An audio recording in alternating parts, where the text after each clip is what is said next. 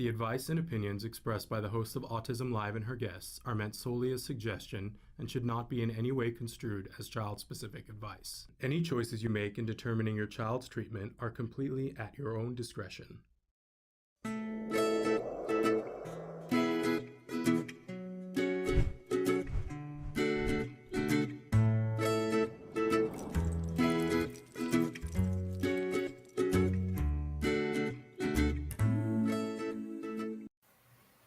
Good morning and welcome to Let's Talk Autism with Shannon and Nancy. I'm Nancy Alspaugh-Jackson.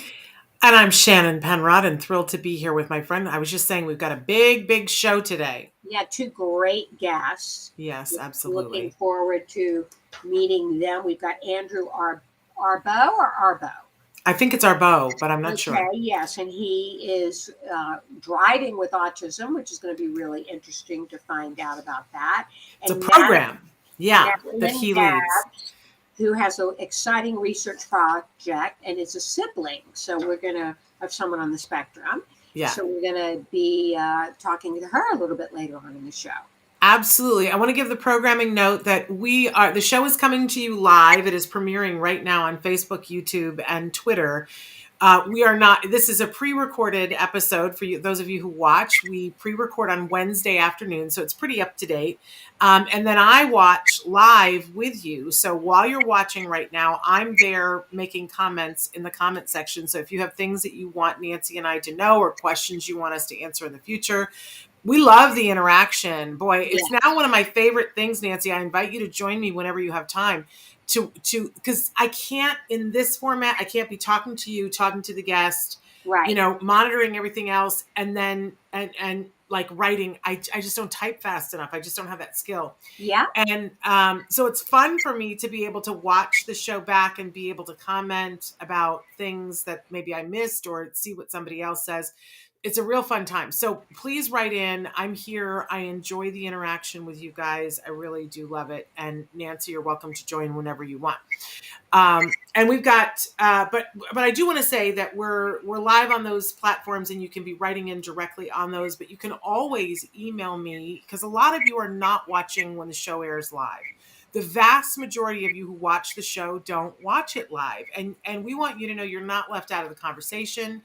You can write to me, Shannon, at autism-live.com, and then we'll put your comments into the next live show that we do where we can fit it in. So, and keep in mind that if you have never watched us in podcasts, that is the preferred method by far, how people like to watch us. We are the #1 rated autism podcast worldwide.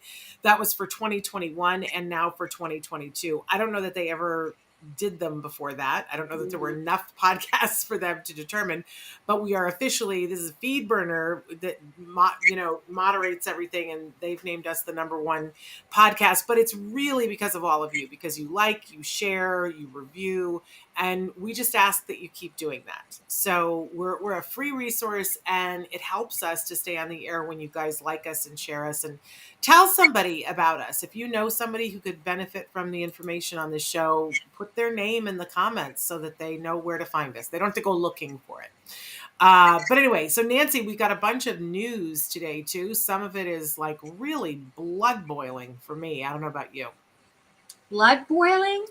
Yes, I'm mad at least one of these, but I did not have that reaction, so I'm interested to see which story you had that reaction to. The first story is out of Spectrum, and it's actually a good story. I think so. This one I appreciate it because it's information, right? But do you want me to wade in, or do you want to do it? No, I'll wade in. Early language loss in autistic children is not tied to later communication problems. Yes.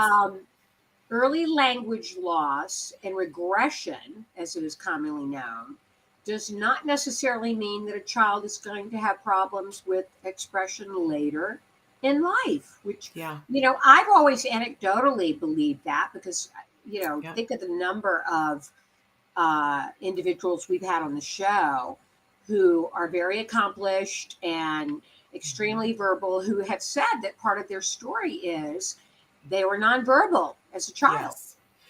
I would have loved to have heard this story when Jem was little, because it seemed like to me, once we were in the autism community, it seemed like that there were two distinct camps. Now I know that there are many more camps than that, but there were people whose children had never had language. And then there were people whose children had language and lost it. And there was a school of thought for a long time that if your child had language and lost it, that they were more likely to be more on the severe end of things, and you were less likely to get it back. Which was certainly my child. My child had been speaking in full sentences and then lost all of it. I would say he was virtually nonverbal because he could still make sound, but it wasn't purposeful. Right. So, but clearly, but now Wyatt also regressed, correct? Yes, he did. He was speaking in complete sentences and then lost a lot of words, could still do single word utterances, but lost a lot of his language. So he did regress as well. What I found was interesting in this article that didn't jive with what I believe to be true is that they were saying that it's, maybe 30 to 40% of kids who regress into autism. And I've always heard that it's higher than that it's 50%. And some of the criticism, whenever you put out a study, you're required to have people look at it and say, here are the flaws with your study. And some of the criticism for this study is that their view of regression is very narrow. It is that you were speaking in sentences and that you lost it. Now, clearly, our kids would qualify for that. But there are other kids who they were babbling and then stopped. Or they were interested in people and they stopped, and they were not including those kiddos in the regression category. And the people who, were reviewing this, as do I, think that is not an accurate look then at how many people regress. Mm-hmm. But I do think the good takeaway is that they were saying in both camps that even if you never had language or you had language and you regressed, that there were plenty of opportunities for you to get that language back to where, and that it's possible that you could have no issues with communicating later on in your life. And I think that is the big takeaway, and that one wasn't significantly better or worse than the other. So that made me happy. Should we go on to the next story? Yeah, this is the one that made my blood boil, Nancy. Your blood didn't boil about the judge ruling about the transplant? Yes. This is a story out of England, out of the Daily Mail. And basically, the headline is that a judge is to rule if a transplant is in the best interest of an autistic teen who is 17 years old, and he suffers from kidney disease after his mother called for the operation despite advice from the doctors. So a judge is to rule on this case because there is a lot of controversy, Shannon. Yes, and to be fair to both sides, this is a very nuanced case. That the issue that this young man is having that's quite rare. Depending on who you talk to, apparently, the mom is saying that there's a 50% chance that if the transplant works, that he will be okay. Yes. The hospital is saying that there's an 80% chance that it won't work and that it won't be a successful transplant. And they're making the argument that because of his autism, that in the first days after the transplant, that they'll pretty much have to sedate him for over a month. It's over a month. I believe it was 6 weeks. Yeah. So a considerable amount of time. Well, and I, of course, think that all of that is BS. Yes, they're saying that essentially William will require sedation and ventilation for possibly up to 6 weeks to ensure that he complies with the interventions post-operatively. Yeah, hear that. To ensure that he complies with the intervention post-operative. Now, see, I want to send, and now a judge is going to decide whether or not he gets this kidney transplant. And I think I'm going to cry BS on all of this, because deciding all this in the courts, I'd like to send an ABA team in to help him to know here's what's going to happen and here's how you're going to react, and see if they can teach him. They don't have to sedate this man, this young man, for 6 weeks. he can be taught how to deal with this intervention, and perhaps he can't, but has anybody tried yet? And it makes me mad, because if we're going to start making determinations on this, then why are they putting a new liver into someone who, is not taking care of themselves? We don't do that in our society. We shouldn't do that. And we cannot have our kids be discriminated against for medical help because you think they won't be able to do the intervention. This makes my blood boil. I see where you're coming from, Shannon, that they're not even making an attempt to see if he could do postoperatively what he would require doing with proper therapy, ABA, for example, to see if he could, do what is expected. And I gotta say that I think that this kind of thing happens all the time. And part of the reason why I'm so cheesed off about it is that I remember very distinctly when Jem was in preschool, that a terrible flu went through the preschool, and those little kids were so sick. Oh my gosh.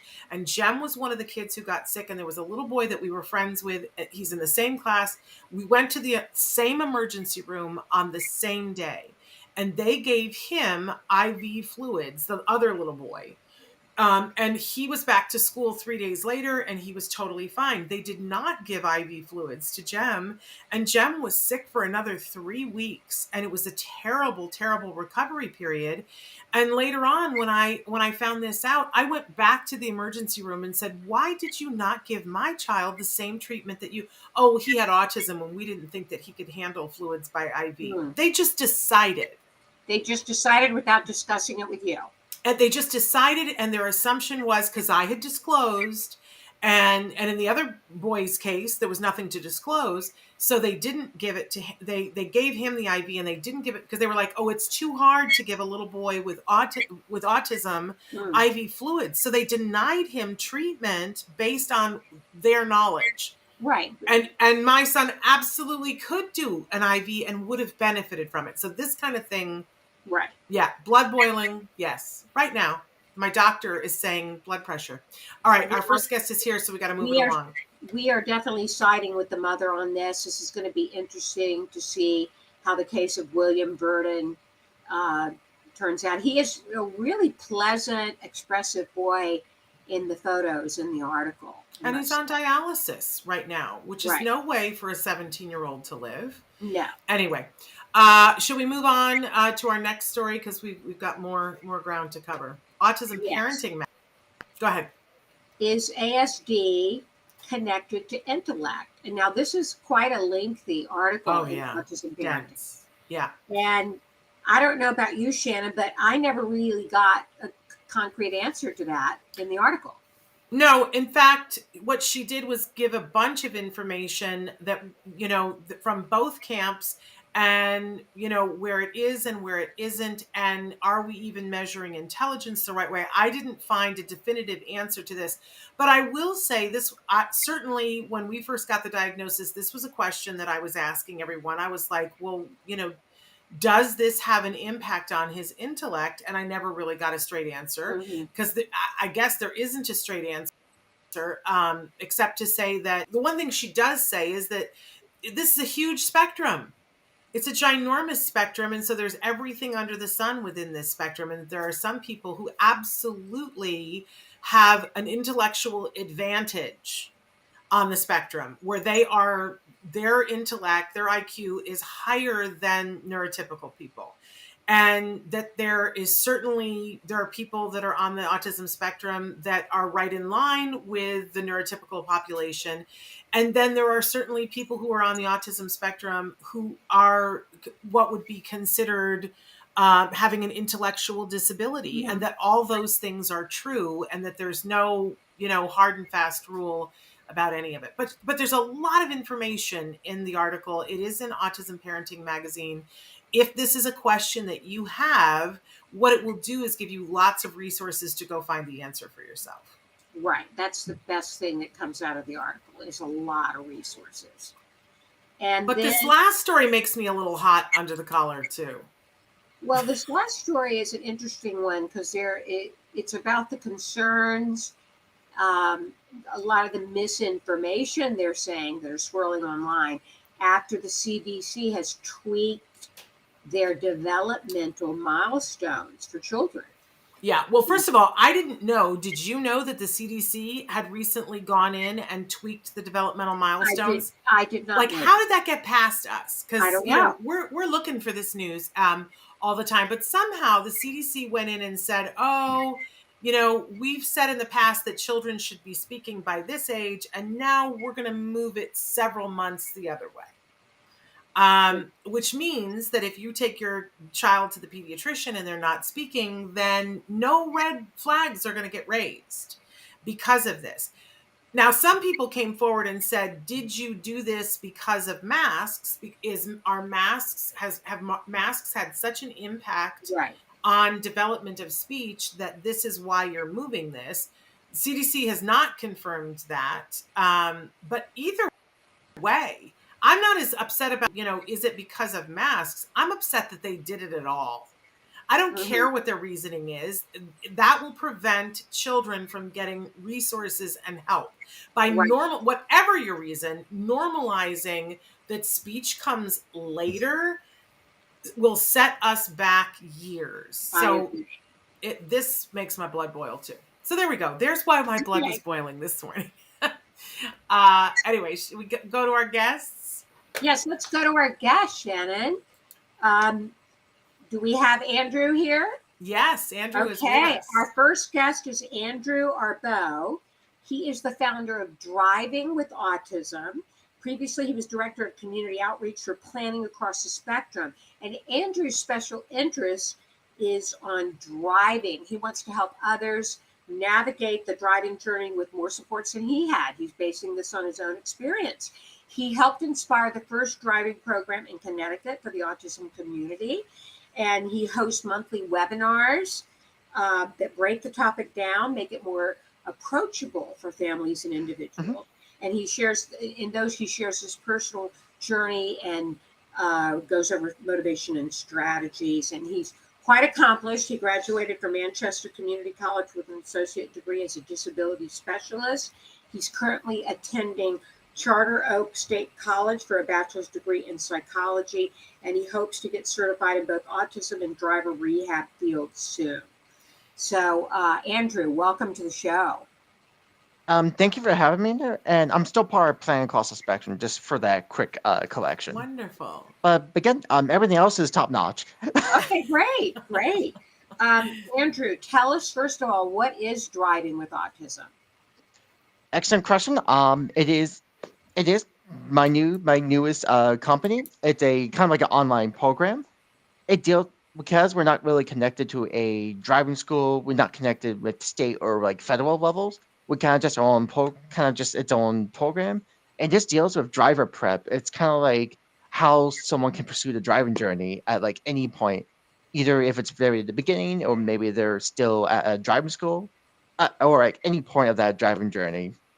And the main function of the program is the 7-part webinar series. Currently, I'm in the winter session, but I announced our spring session, and there's probably gonna be a summer and fall session. So it's a series that's like ongoing, and it handles topics like driver's motivation. I'm a huge believer in motivation, and once someone attends the webinars, it's very telling that I'm very solutions based. In a not yelling John Chaffers type of way. I'm a huge bar rescue. I watch so much of that, and I just enjoy that philosophy. Without the yelling, mind you, for the yelling is very entertaining. But I just like solutions based. Like I'm not one for victimizing. Like I always believe in just being able to empower people, and just expecting their selective choices for driving, because it's very personal. I love that. Like I mentioned, I went for driving because, well, I had to, because employment. Because, well, I have to make use of that degree while I am going for my bachelor's. I mean, I'm currently taking a break just because life's got really crazy, and I want to get a good feel of running this company in particular. Wonderful. So, Andrew, I've got a question for you, because I think a lot of us are like, if we're the parent of a wonderful individual on a spectrum, what signs need to be showing that would say to us that they would be ready to work on driving? Like, do you just carte blanche, everybody should work on driving? Or are there specific things that lead you to say, okay, this person is ideal to start working on this? Very good question. It depends on various things. Various things that there's like an expressed interest. One should never force anyone to just do that and that's it. Absolutely not, because as Stephen Shaw said, you meet one person, you only meet that one specific person. Yes. And while I know statistics currently have it like 1 in 3 teens, I know it's like an old study from, I think it was Speaks or some other organization that did that particular study there. And so there's a lot of gray areas. And I actually did a lot of past consultations for planning across the spectrum a year ago, just kind of getting like a good feel of new drivers and parent perspectives. And I like to take in a lot of perspectives because I just have my own experience, and I'm in no way, like, I cannot possibly present some of the other drivers out there. And I think there could only be one Andrew Arboe in terms of driver, unless there's hundreds of me that are listening to video game music as I drive. Something I use to hyper focus a lot. I don't think a lot of drivers can top that. But yeah, it just depends on various things. Like on motivation, again, stress that in circumstances because life happens. And I think I originally wanted to start driving around when I was 21, but it was after I graduated my post program, and I kind of wanted to get a good feel of my part-time job at the time, so I kind of put it off. And I was using a lot of buses for my community college experience. So in that case, I kind of weighed it off, and then I went back to it when I was like 23, and I got my license back 2018 when I was 25. Oh, okay. It just depends, but again, it's also important. And to go back on the consultations, it's important to kind of look at any potential red flags, if anything that might stand out, like if there's any specific conditions, like obviously seizures could probably give someone a lot of challenges to kind of overcome, of finding kind of the right solutions for that. And again, and there's a lot of possibilities. Like I keep seeing a lot of stuff on driving. Like I know with deaf drivers, people that drive that have a lot of specific hearing issues, for lack of a better term. Apologies if anyone's super picky. Not trying to. The intent, not the actual wording itself. But there's like just a lot of possibilities. It's kind of just the potential of just people in general that keeps surprising me every day. Again, and then pretty much, long story short, just it depends on numerous factors and a lot of personal ones. It could be just inner reasons, and a lot of those should be approached. And again, you don't have to throw them off to a highway right away, and absolutely do not. Okay. But again, self-pace yourself is key.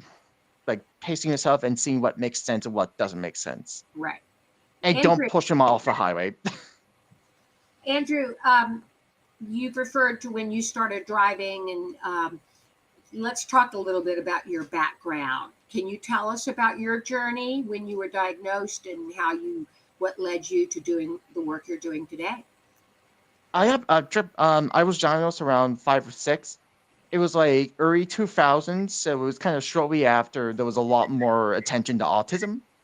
Like the 90s were still kind of building over time, and then the 80s you have Temple Grandin starting to emerge and start like speaking everywhere. So it was kind of that. I guess the 90s, it could safely say, be that odd spot where people were still learning, while I can only imagine there were numerous around stereotypes. And then the concept of neurodiversity was also being developed, I think, 1999 with Julius Singer, if I'm not mistaken. If I get some of that wrong, probably someone will crucify me at some point. But there was still a lot of things, and I was trying to show someone that just was into video games super much. Like video games probably drove my brother and probably past sisters just crazy. Probably the school, so like I would be someone that would talk about Pokemon a lot, that being a major interest. And also in the late 90s, in the Pokemon craze, like of course, like that was pretty much like one of the notable cultural phenomenons out there during that time, late 90s and early 2000s. Our And then producer is identifying with everything that you're saying. I just got a private message. I just got that. Yeah. Yes. Hope you didn't mind that, but I had to react. I got that it's at the okay. exact same time. Exactly. Actually, there is a Pokemon plush that's hanging up there. I completely forgot. I thought it would be like a Zoom background, but I'm fine with the Office one. But but how I got into autism field, it is something that still I never expected to kind of be where I'm at right now. What started was at high school. I was already thinking about cooking, believe it or not. Not because of Gordon Ramsay or John Taffer, just kind of more was thinking of something that makes sense for me. I did some cooking at home numerous times, not as much, but I know I had to still basics. And a lot of times my dad shoots me down on cooking if I want to help him. So whip on that end, and also the high school where I was at, they closed down the cooking class right when I was about to become a junior. So whip on that too. And I did actually I think I had like a job corps. I think I had like a job site thing when I was in a post education program, and it was too chaotic. Too chaotic. A lot of just moving around, and I had no idea what in the heck I was doing. I was like, where do you find this? Where do you find this? And why people like move around? It's kind of like some of the stuff you see in Kitchen Nightmares. Again, reality TV, but some of that like fast pace. I wouldn't say Hell's Kitchen because, well, Hell's Kitchen is could be a bit more staged while it is reality TV. But it's pretty much one of those high stress environments. So that didn't work for me. And I kind of stood out. Again, I'm usually one that tend to make things harder for me. To go back to driving for a little bit, I could have chosen to look for like autism services and driving in case of accommodations. I chose not to, not because of any stigmas or stereotypes or whatever. I just wanted to just go through this program in particular. You mentioned that one of the reasons that was important to you was so that you could get to work and that you could get to college. And I think, as our kids grow older, it just becomes more and more clear to me all the different things that they need to be independent. And we have a dear friend, Andrew, that passed away a little over a year ago. Her name was Joanne Laura, and she was the head of Autism Works Now. And Joanne would always say to us, everyone deserves to have a job because that's how you get a seat at the table. And I'm seeing now that part of having a job, I don't know why this didn't occur to me before, but my son wasn't working before and he wasn't going to school someplace else before. But how you get there is sometimes, a measure of what kind of work you'll be doing. Because if you can't get to the job, you can't do it. So is independence one of the big reasons why you advocate for people on the spectrum to be driving? It's more personal. I kind of want something to exist. And while there's a lot of ambiguous elements that could go into driving, I mean, there is a reason, like a selective number. Again, that was based on that 2017 study. Yeah. It could be a lot different, and there's actually been a lot more research lately on autism and driving. Almost to say driving with autism. It's like almost my language right now. But there was a lot more research. Like I think it was like a month or two ago, there was that study with the caretakers and how they not play around, but how they try to answer parents' questions. And they mentioned, I think it mentioned that they weren't really equipped. I could be wrong. It's been a little while since I looked at it, but it's kind of like an example of most recent research. And then you have like select places in the United States, like the New Jersey University over there, and then the Philadelphia Children's Hospital that are doing kind of constant autism research. Two places I have my eyes on because they've just been the most consistent in terms of transportation studies, especially both of those locations. So again, the little things that may look a lot different on the research end. Great. Andrew, can you tell us about some success stories that you've experienced in doing this work? On my end, or with those you've worked with? A good one, and I will probably put in my own as well because again, I can only I'm a huge I don't try to speak for everyone else because I'm again just my own. Like I said, there can only be one Andrew Arboe. But for the people that I had from the consultations, like I had a couple that also kind of wanted to do their own thing because hey, this was all was happening during the pandemic, which may or not still be a thing. It's hard to tell right now, but um, but it, I got several cases where I would hear if they passed like a written test, like those sort of things. Like I'd be like, awesome. Like I like to check. Like I checked in with them like every several weeks. Each person, there was a couple that did attain their license, and that always makes me happy. But I'm also accepting that if they need time to do other stuff, like it honestly is fine. Especially again, pandemic time. So that, and then just to go for my own and for my own success. Well, outside like the company, it just a lot of fulfillment. The fact I was able to go to all the places. Before the pandemic, I used to be everywhere in autism events in the state of Connecticut. Like I'd be going to like the south side of Connecticut. I'd be going to like Danbury, close to the Newark border, close to the upstate. I think it was the upstate Newark border, not the city part. Like I'd be going, like I would be all over the place. And the last week or couple, I've been tempted to do a little trip to Massachusetts. And also, this is something I discovered today. Google Maps, when I use that as GPS, I have the little mouth thing on my phone because I'm one for hands-free. And there was a lot of cool devices that you could use to kind of make it so you could put it near your steering wheel. Not where it attacks the phone, mind you, but kind of put it near it. And when you drive, you don't have to do like this. You could be like you barely have to move your head. And I love those. And now they have the air vents, so that makes life easy and nothing sticks. And I discovered today was an auction in your Google Maps thing where you could pretty much do planned trips without tolls. And I'm like, this whole time I could have been going to different parts of Massachusetts or even Newark if I want to. Not the city part. I dare not to drive in New York City traffic. Okay. That's like a whole new dimension of driving, as far as I'm concerned. It's like things that you discover over time. Right. Yeah. So Andrew, where can people go? What's your website? Where can they go if they're interested in a consultation or they want to take your course? There are several websites. The main website is autismdriving.com. When you go on there, you'll see a lot of you see the webinar series that are paid. They would kind of go over specific packages that come with additional resources. And we also have free resources as well, including the free to download ebook. And we have a blog page full of many blog topics. The most recent we actually put up is anxiety. Something I've been looking forward to. I've been seeing a lot more reactions on the anxiety topic. And each topic relates to the webinar topics. Check those out. And again, it's www.autismdriving.com.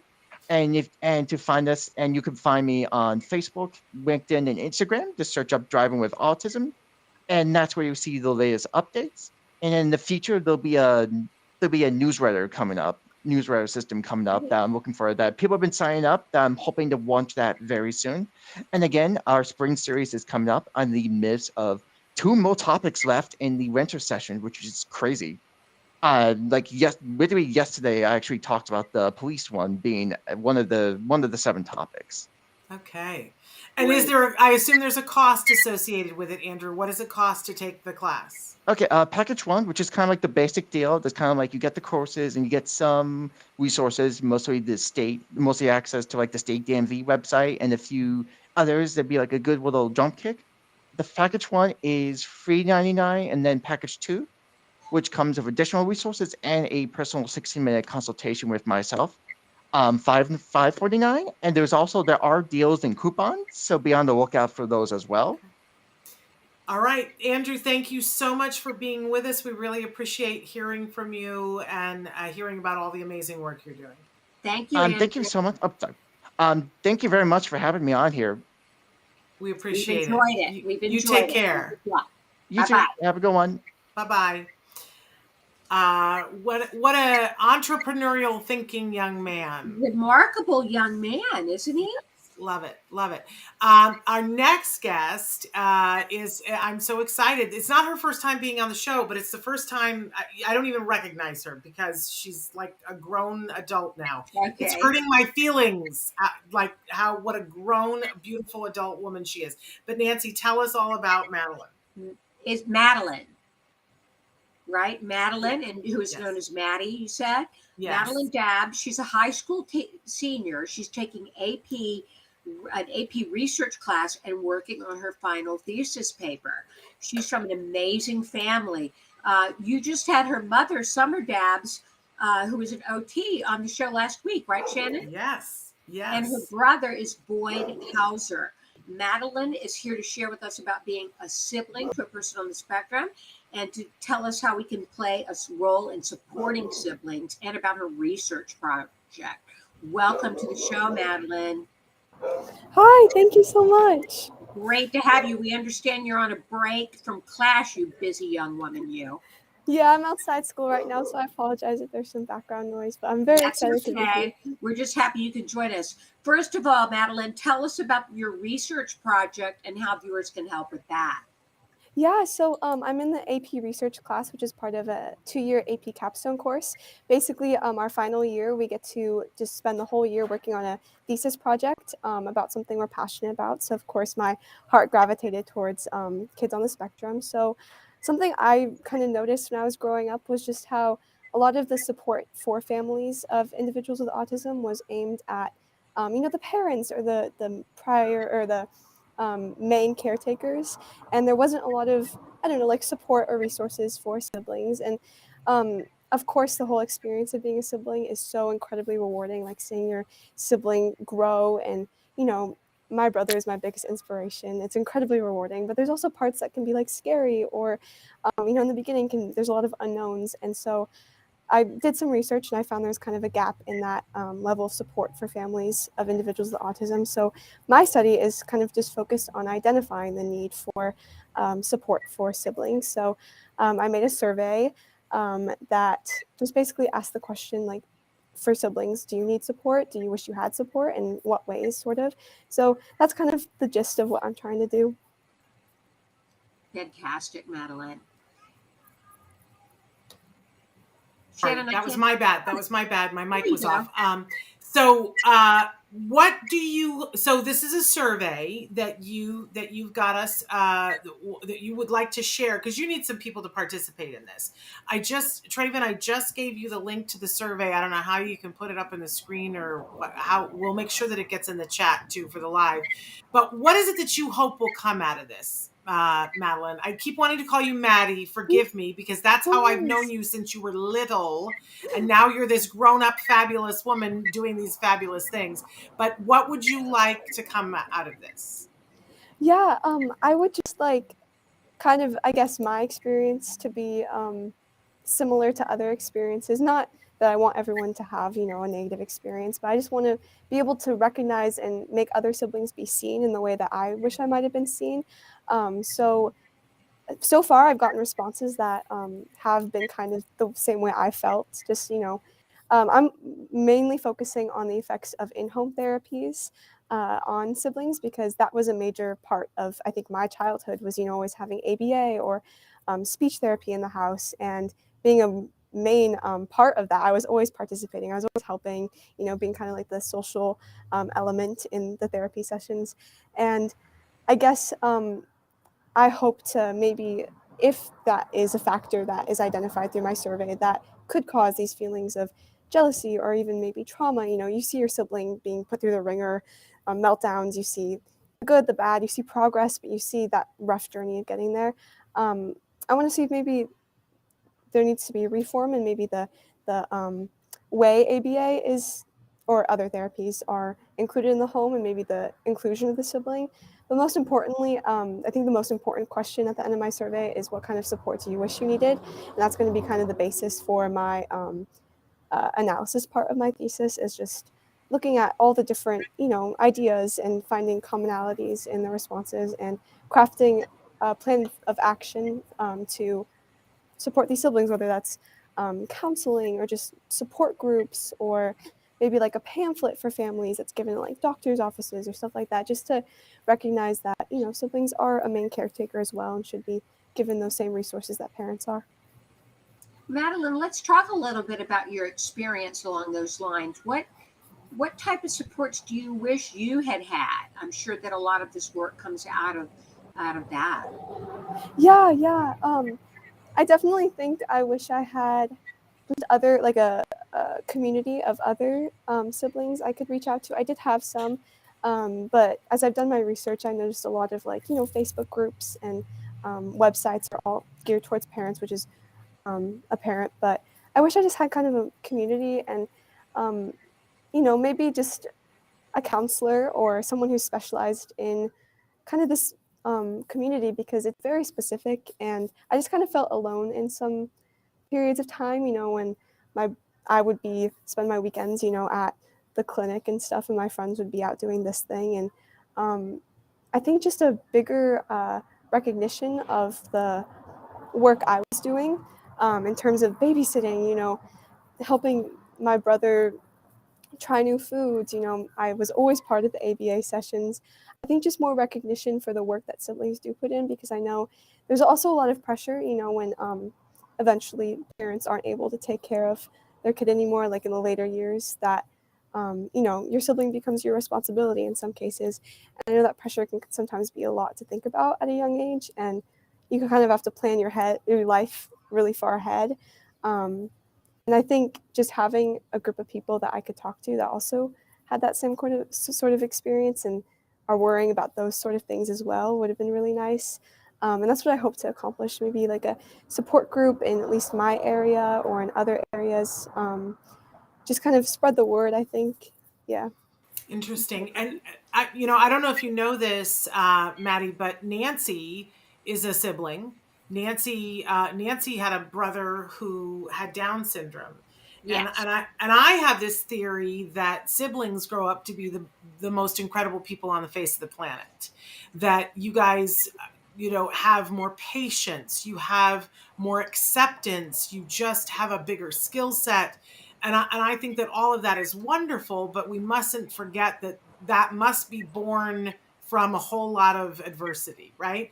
So if there was one thing that you wish, and Nancy answered this too, what do you wish that the general public, the people out there in the world, knew about siblings that they don't know? Yeah. Wow, so much. I think just that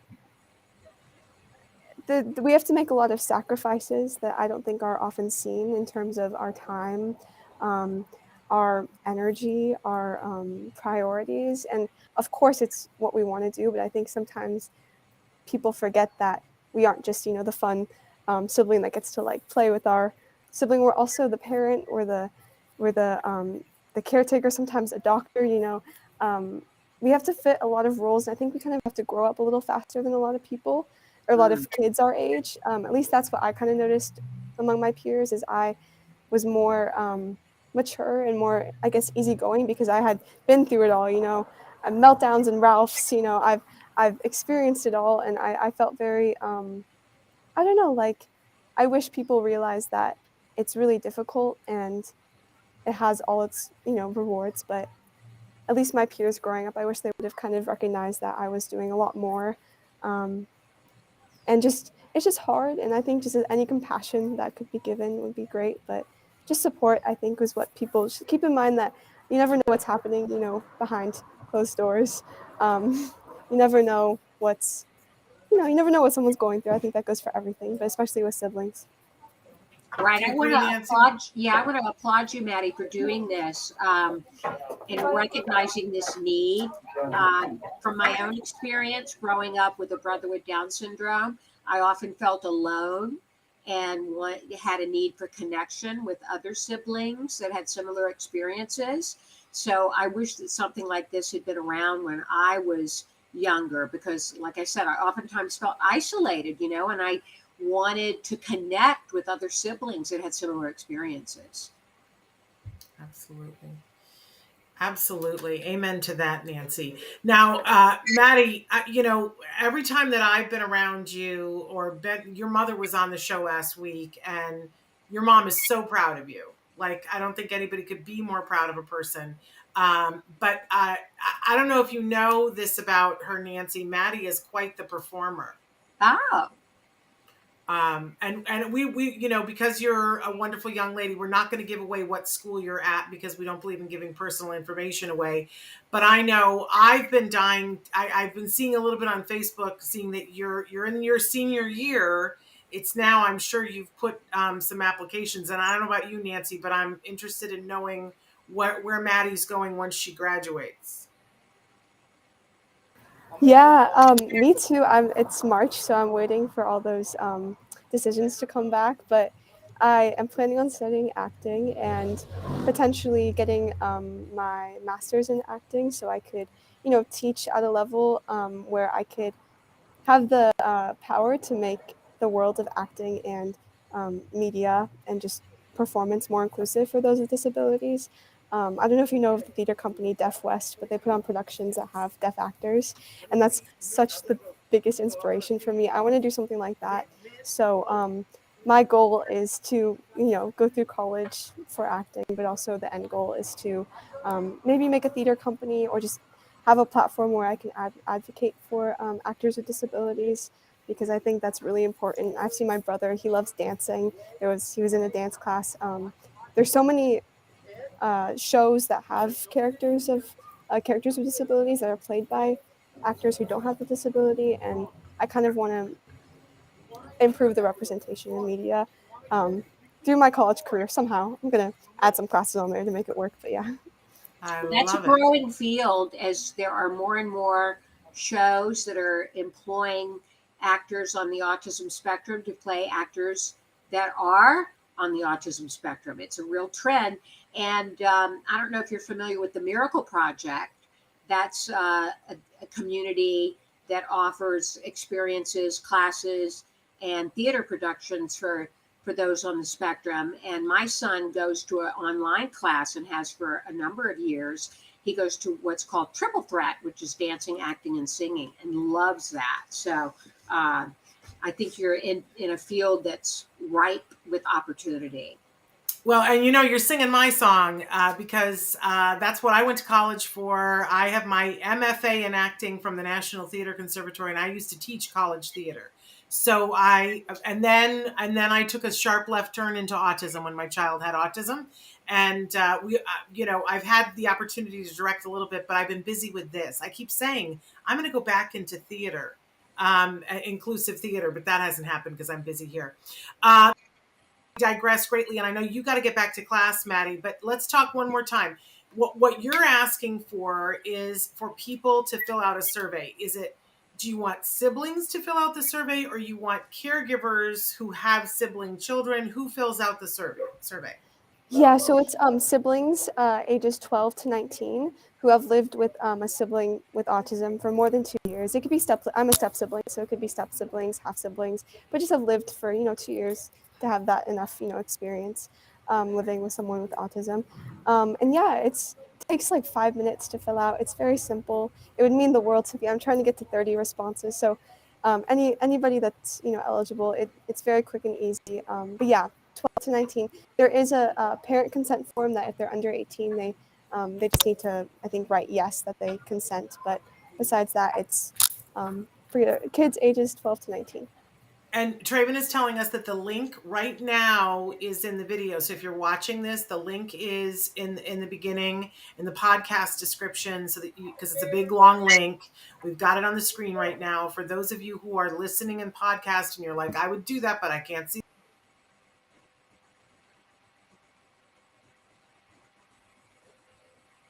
Did Shannon freeze there? Sorry. You got me There back? you go. Am I back? You're If back. you don't have the ability to do the survey because you're not a sibling or you don't have a sibling that lives in your house, I'll bet you know someone. And let me just say that all of us at some point need information. So help Maddie out. She's an amazing sibling. Help this young woman out because she's got a bright future in front of her. Don't let her down. Make sure that you share it with somebody so that we can get her. She just needs 30 responses, y'all. It's going to take, 10 minutes for them to do it? Yeah, 5 minutes. And if you have any questions or like want the link isn't working, my email is mads54@icloud.com. Okay. I don't know that I love giving out your email, but it's like a school like school protected email. Okay. All right. I'm just always very mindful of that, because that goes out into the world. Anyway, so please take the time to do the survey for Maddie. We have to let her go back because she's in a high school class right now. Please thank your teacher for letting us out. Please give your entire family hugs for us. I happen to know that you are an amazing sibling, that you have been such a support to Boyd. You've been on the show before with Boyd. How old were you when you were on? Were you like 11, 12? Yeah, I think I was in like freshman year, so probably like 13, 14. Okay, well, and look, here you are about to graduate. I can't wait to see where you're going to go for undergraduate. And we'll look forward to hearing all that. And if there's anything else that we can do, we'll make sure that we talk about this on the next couple of shows. But please let us know when you've gotten enough responses so that I'm not sending more responses than you need. Okay? I will. Any excess responses are greatly appreciated too. Thank you so much. All right. Well, give our love to your mom and to Larry. We love your entire family. This whole week, as we've been through Mardi Gras, I can't help but think of you guys because her family does the Mardi Gras for autism, Nancy. Oh, right. Of course. And of course, they've not been able to do this for the last couple of years because of you know what. Right. But we hope to get back to that sooner as opposed to later. So, Maddie, thank you so much. Thank you, Maddie. Thank you so much. Bye-bye. Bye. Oh, Nancy, what a full show that we've had here. Oh, I should have mentioned about CODA to her because we've been talking about CODA a lot. Did you happen to watch the SAG Awards the other night? I didn't, but I heard it went Best Supporting Actor and Best Ensemble cast went to CODA. Yes. Have you seen it yet? I have not seen it yet. I plan on doing that. I think that you will be really moved by it. There are so many aspects of it that are so moving, but certainly there is a sibling aspect of it. Okay. But it's like, I can't identify as a sibling, but I always identify that my mother had a physical handicap. Yes. Not anything else, but she had a physical handicap, and it changed the way our family did things and looked at things. And I certainly didn't realize that at the time because I assumed that was everybody's upbringing. But there were things, that were different that we put focus on because of that. And in CODA, not only is she a sibling, but she is also a daughter. Her parents are deaf and her brother is deaf. Okay. And it is, I think it's a lovely, lovely movie. It is so well done. It is certainly deserving of Best Cast at SAG. And if you ask my husband, he says it's Best Picture of the Year, and he's seen all 10 for Oscars. So we'll see. What network is it on, Shannon? It is available on Apple TV. Apple TV, okay. Yeah. And Apple TV, I think they still have a 7-day trial period where you sign up, and then if you want to, you cancel it in 7 days. So I always tell people, get yourself together, get your 7-day trial, start with CODA because you don't want to miss CODA. And then after you've seen CODA, treat yourself to some of the other things that they have available, but start with Ted Lasso. Because Ted Lasso is divine. But CODA is absolutely incredible. And we absolutely loved it. My husband was so moved by it the other day that when we were talking about it, he couldn't even talk, Nancy. It's just, he and Nava Paskowitz-Asner were having a friendly argument on Facebook last night because I had recommended it to her to watch, and she said, "You didn't warn me that it's very emotional." And I did. I warned her. And she said, "I cried so much." And Jim said, "Yeah, I think I cried more than you." And they were having this competition. She said, "No, I cried so much I lost a contact." and he was putting up gifs of him, of somebody sobbing. It was like, what you need to win this. But it's very emotional, but very uplifting. Oh my gosh. And Troy Katzer, who is actually a member of Deaf West, is the one who won the supporting actor. Oh, okay. And he, there were so many good performances in that supporting actor category. But I was so glad that he won. I thought he deserved it. Have you seen I'm sorry, I'm obsessed with the movies right now. I'm obsessed. And we're about to, in a couple of weeks, have a special Oscar show here on Autism Live, Nancy, where Moira Giammatteo, who is famous for her reviews, she's an autism mom, is going to join me. Where we're going to call ourselves the Autism Mom Siskel and Ebert, and go through, because we totally disagree on almost all the movies. But what have you seen and what have you liked? Well, let's see. I've seen The Power of the Dog. Yes. I didn't hate it like you did. I saw The Lost Daughter.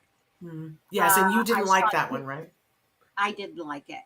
Yeah. I saw Tick, Tick, Boom. And did you like? For what it is, I liked it. Okay. I had a little bit of a hard time getting into it. Okay. All right. But appreciated it as a musical. Okay. So have you seen Licorice Pizza? No, I have not. I want to know if you like Licorice Pizza. I think that Bradley Cooper in Licorice Pizza is one of the most delicious things that I've seen in a long time. I thought he was delightful. And it's not up for Best Picture, but did you see The Tender Bar? No, I want to see that. I have a feeling that you would like that as well. Right. But I think that you and I run slightly different in tastes. Yeah, a little bit different. Like That's Moira. what makes the world go round. I can't. That is what makes the world go round. I can't wait to see your Oscar show. That's going to be great fun. Yeah. Well, we've been watching. I have to say, whether I disagree with you or not, I love your reviews. Thanks. I've been enjoying it. It's like a new hobby of mine. That and pottery. I'm doing away with everything else. Okay. I used to do needlepoint and I used to do all kinds of things. I've decided I'm not doing any other crafts but pottery, and I'm writing the reviews and I'm letting everything else go. Very good. I've reached that age. My mother was somebody who did a lot of different things her whole life, and then she got to about this age and decided she was just going to be a quilter. Okay. She would make all these things, and then she said, nope, I'm just a quilter now, and let go of everything else. You're somebody who's very eclectically talented. Well, I do. I take creative writing courses. Mm-hmm. But you also are a brilliant sculptor and a painter in your own right. I have done that. I haven't lately. My son's doing all the painting now. Well, when you name somebody Wyatt Jackson, I don't know what you expect. Has he got any new paintings of late, Nancy? Yes, but he just sold a painting yesterday called Big Sur of the Ocean. He sold about 7 paintings in the last month and a half. Does he get so excited when he sells them? He doesn't. I tell him you sold a painting, and he kind of goes like, But he loves turning them out. What does he want to purchase? What would be the thing that would be exciting for him if he had the money to buy? In terms of art? No, like if he's at the store and he wants to purchase something, what does Wyatt want to buy? When he has money to spend, like today he's going to Dave & Buster's to do video games. Okay. That excites him. Okay, and so can you do with it? Because I always think that money is the way money is right now is so ethereal, right? Uh-huh. We have a card, we stick it in. I remember my sister's kids saying to us, "Can we go to this water park or whatever?" And my sister said, "No, we cannot go to the water park. It's very expensive. That's saved for special occasions." And my niece, neurotypical 5, said, "Well, let's just pull up to the machine and print more money."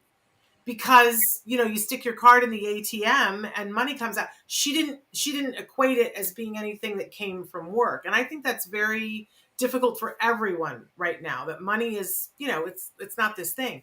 But what we were told at some point to do with Jem was when he did something, then hand him cash money and then walk him to the counter to buy the thing that he wanted to do so that he could get the connection of, I did that work. I got this cash. That cash got me that, so that it makes the connection. I wonder if Wyatt gets it, that when he sells something, that's money in his pocket for, Right. that's autonomy. We use it for art lessons. Anything he makes off his paintings. He has one teacher who's excellent, but she's very expensive. She's $100 an hour. Oh my gosh. And for him to study with her, he has to sell paintings. I'm sorry. That's the only way. That's no kidding. No kidding.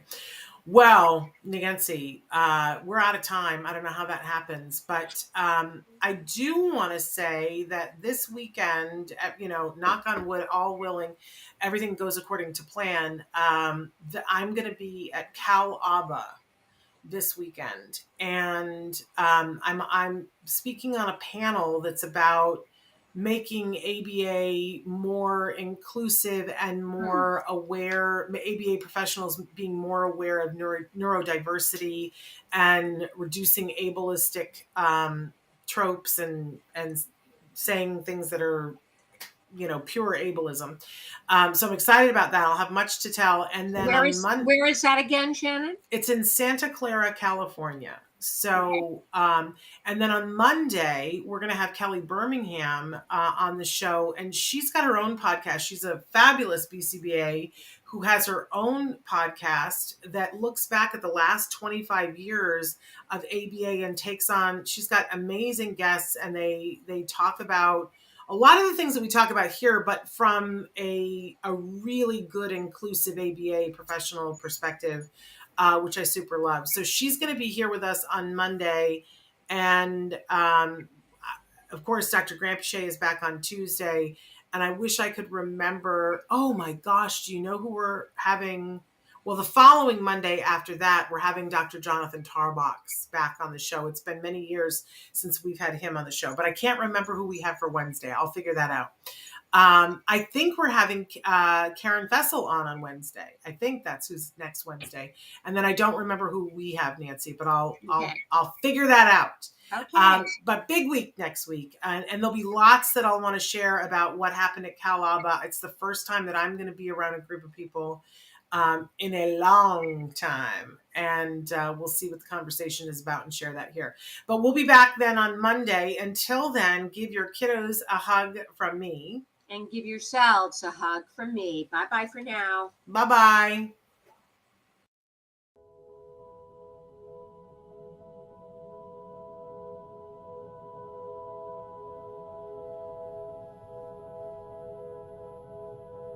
If you found anything helpful in this video, please give us a like. In fact, make sure that you smash that subscribe button on YouTube and give us a like on Facebook. You can also follow us on Twitter and on Instagram for important updates. And please download our free podcast wherever you get your podcasts. Thank you so much. See you next time.